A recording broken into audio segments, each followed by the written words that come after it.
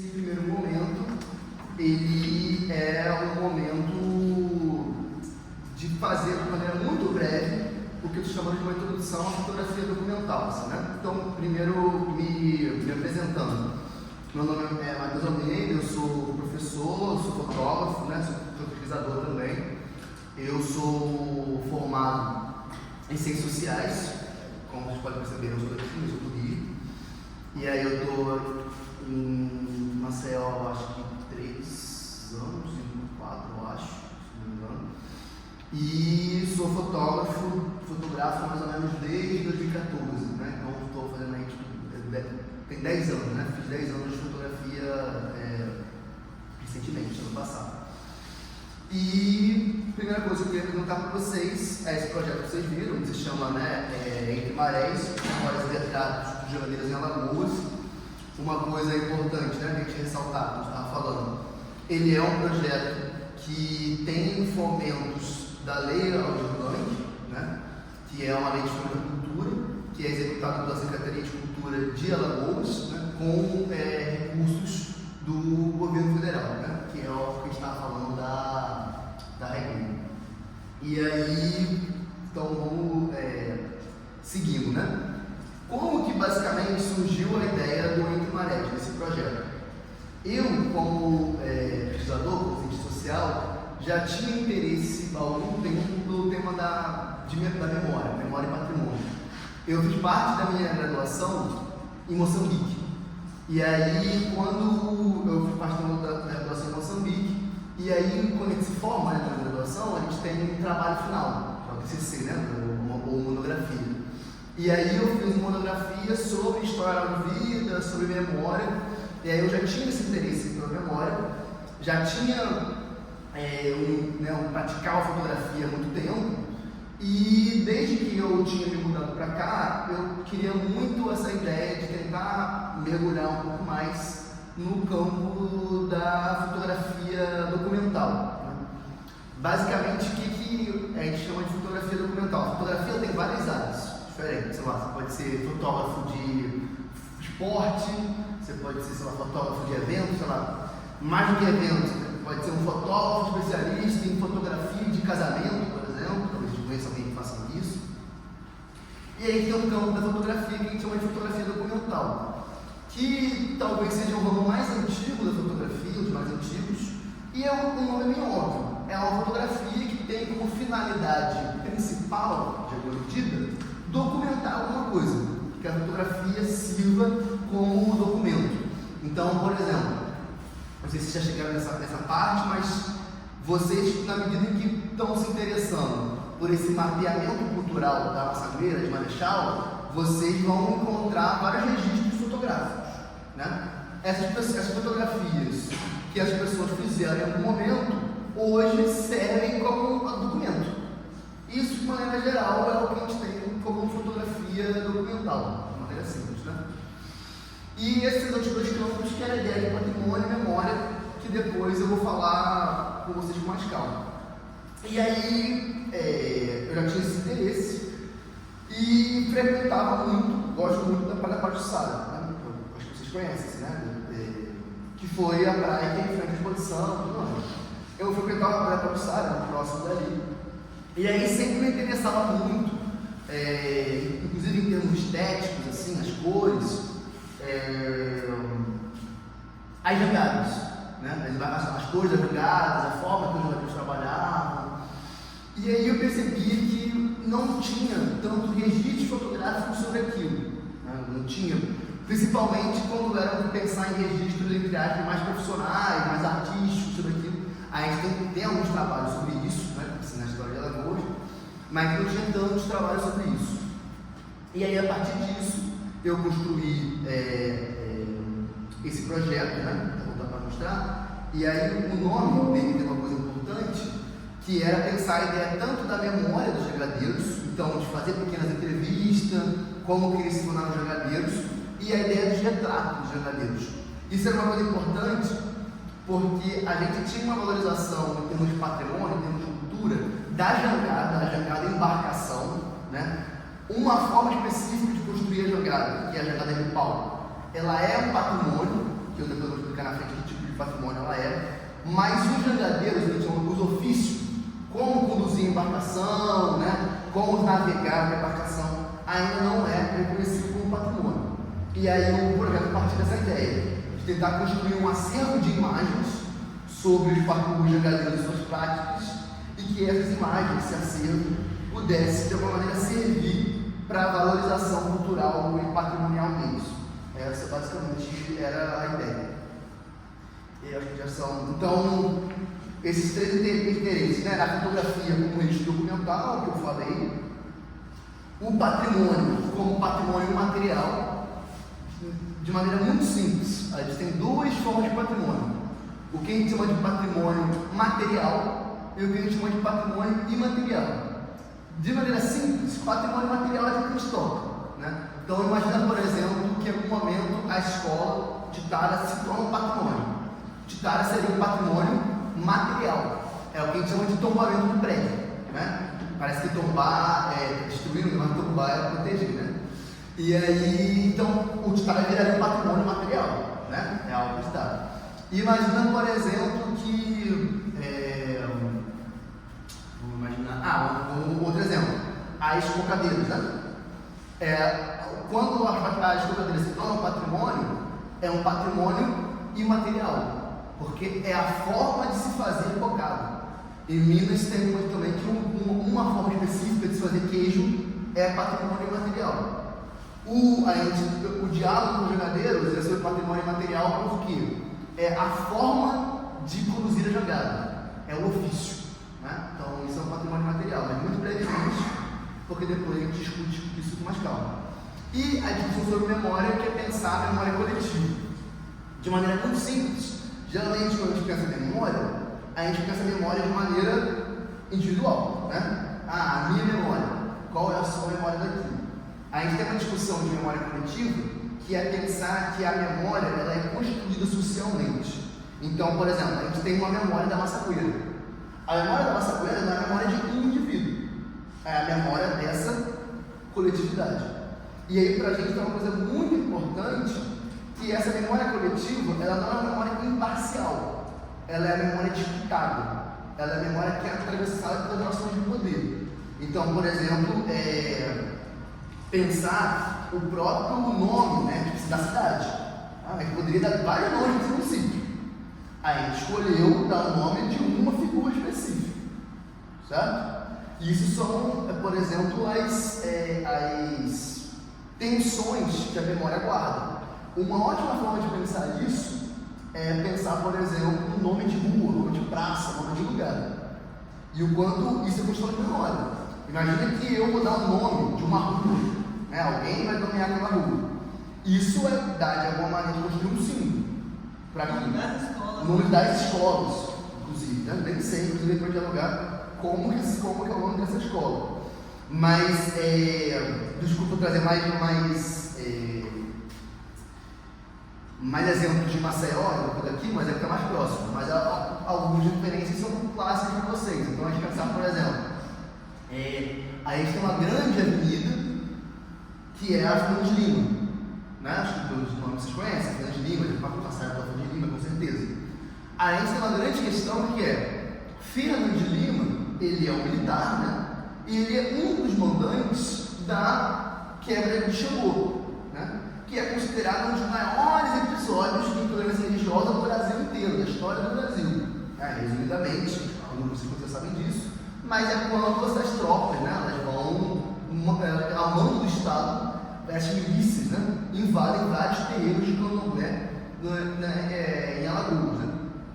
É isso, o maior comandante dos maiores episódios de intolerância religiosa do Brasil nomeia uma das principais avenidas da cidade.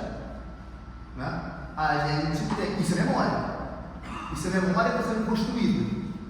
É isso que eu estou querendo apontar brevemente como memória em disputa. Então se a gente tem uma memória de Alagoas, uma memória de Maceió, aonde que estão os jangadeiros nessa memória? Né? Isso com certeza é um ponto importante do projeto de vocês. Né? Porque construir memória é construir dignidade também para essas pessoas. Certo? E aí, esse talvez quem foi na abertura da exposição, né, conheço que esse é o Vando, né? E aí, como se deu um projeto, o principal braço do projeto, do Guimarães? Eu fiz uma residência artística durante alguns meses, estou fazendo isso. O que é uma residência artística, de maneira geral? Eu, enquanto fotógrafo, passar vários dias com os jogadeiros na praia, né? Conversando com eles e fotografando. E aí, os principais produtos são as fotografias que eu realizei deles. Esse, por exemplo, é o Vando. O Vando foi quem a gente homenageou na abertura da exposição. O Vando foi uma figura fundamental para esse projeto. Nada do que existiria nesse projeto existe seria possível sem o Vando, né? Porque o Vando, ele é esse personagem específico. Assim como no trabalho de vocês, várias exposições vão fazer, não vai ser possível se aquelas pessoas não quiserem aquilo.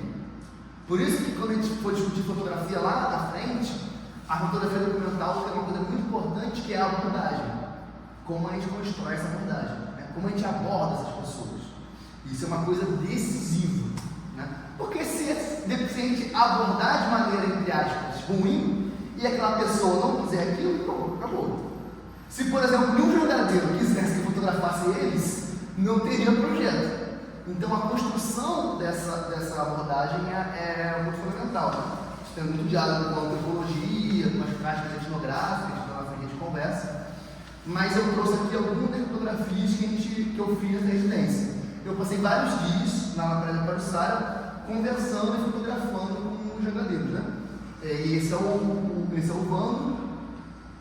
Esse aí, de camisa branca, é o Roberto Culano, também jogadeiro, acho que há mais de 30 anos trabalhando com jogados. É um dos jogadores mais antigos da Praia do Pajuçara. Também o Roberto, né, o Roberto Culano. Esse é o Pelé. Ele aprende com o Pelé, não sei o nome do Pelé, você fala que é Pelé, o nome da jogada dele é Pelé. Ele fala que tem um Pelé da bola e tem um Pelé do mar. Que é o Pelé, que também foi uma figura fundamental assim, para o projeto. Esses não são jogadeiros, mas são dois goleiros, né? São aqueles que descem as jogadas, né? Tem pessoas que trabalham só com isso. E aí o Paulinho, que chamam de Pelézinho, porque ele é filho do Pelé. E o Sérgio, que chamam de fã. Nunca me explicaram porque chamam de fã. Mas chamam muito mais ele de fã do que de Sérgio. Nunca me explicaram por quê. Mas é o Paulinho e o Sérgio. Adorei a jangada. Creu, é o jangada. Esse é o Jorginho, que também é outro jangadeiro.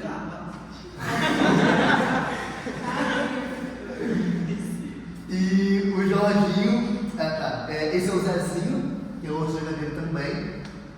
Tu não manda eles fazer essas coisas não, porque tá muito poder nisso. Não, então, aí tem uma coisa que é muito difícil, assim, depois das aulas de fotografia a gente começa isso com calma. Tem uma coisa que foi muito difícil de fotografar, que eles gostavam muito pouco de parar para fotografar.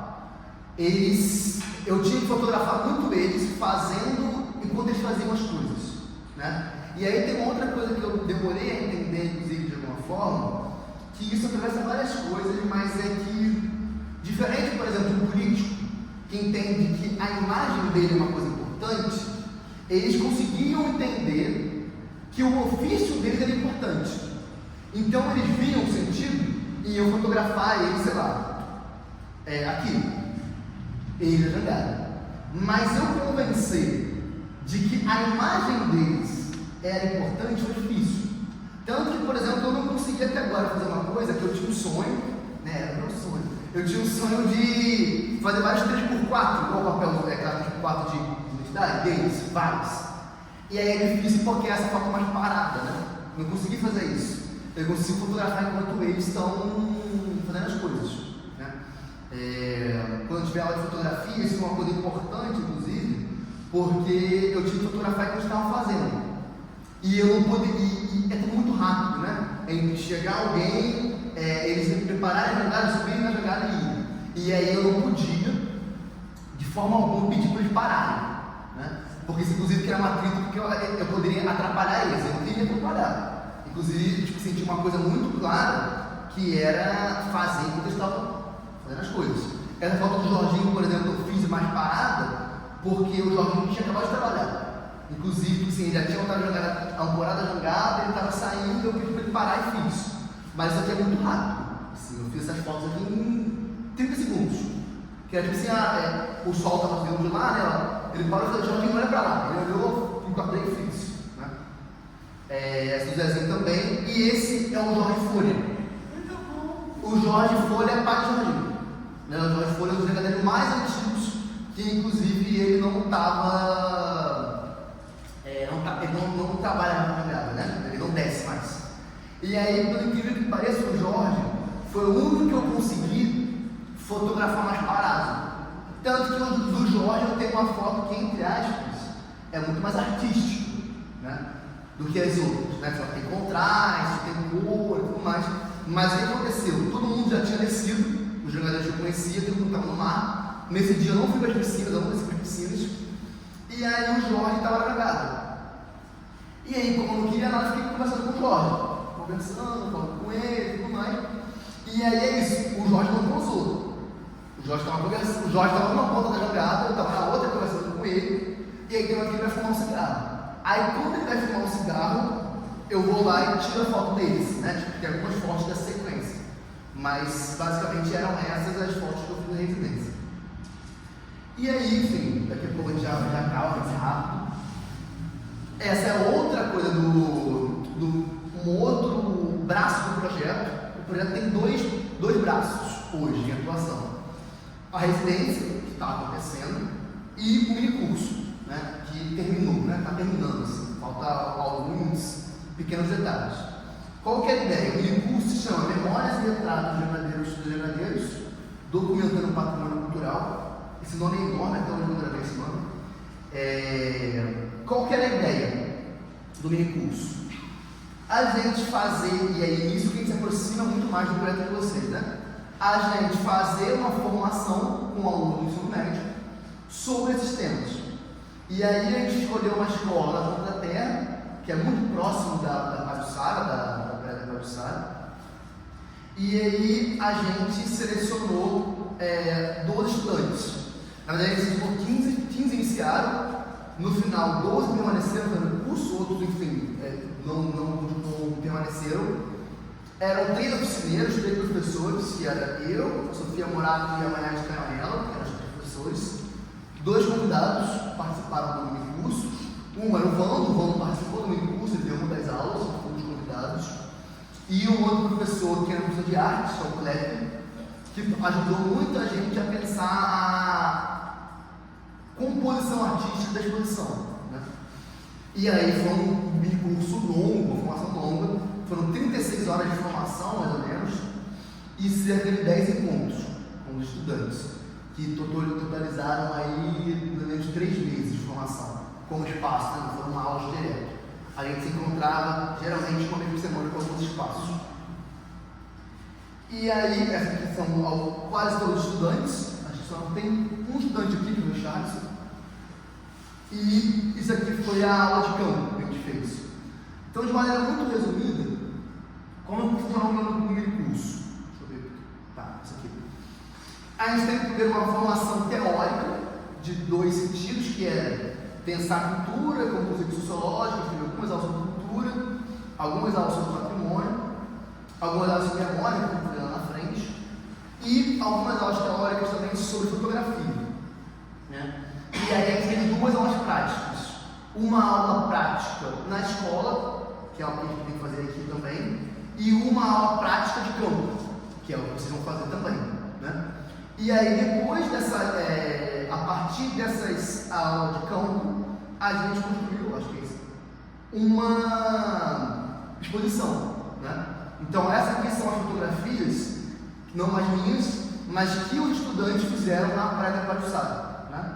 E aí aqui tinha uma coisa importante, que é, eu já tinha construído esse campo.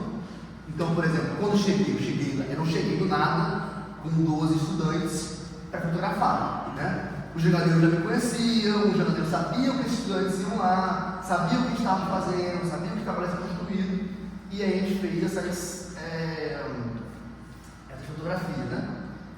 Roberto de novo. Esse aqui vocês estão dele, mas é que ele ajudou o Roberto a descer a jogada. Descendo a jogada também. Fotografia do Richard, estudante também. Curso. E isso aqui é a exposição, né? O cartaz da exposição que alguns de vocês foram na abertura. Que depois que a gente fez essa aula de campo prática, a gente selecionou cerca de 24 fotografias e montou essa exposição do Centro Cultural Arte Paixara, que inclusive está acabando, né? A exposição fica aberta até o dia 4 de julho.